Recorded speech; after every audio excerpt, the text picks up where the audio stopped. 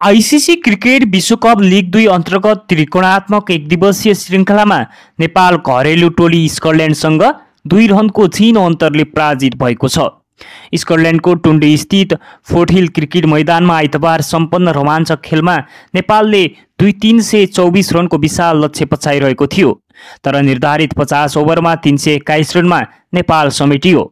नेपालका लागि भीम सार्कीले सर्वाधिक 73 रनको योगदान दिए। उनले 85 बलमा 8 चौकाको सहयोगमा अर्धशतकीय इनिङ खेलेका हुन्।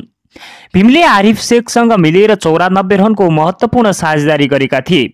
आरिफ शेख 55 बलमा 5 चौका सहित 39 रनमा आउट भए।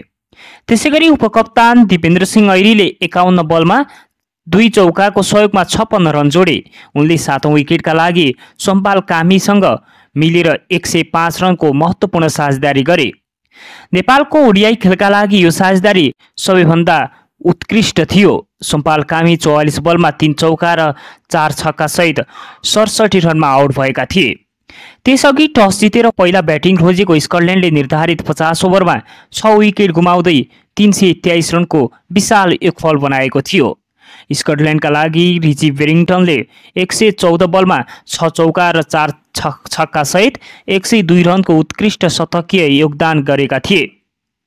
माइकल लिस्क 62 बलमा 12 चौका र 3 छक्का सहित 96 रनमा अजीवित रहे। यसैगरी चार्ली टियरले 65 बलमा 9 चौकाको मद्दतले 68 रन, मार्क वार्डले अजीवित 21 र फिन म्याक्ग्राथले 17 रन बनाए।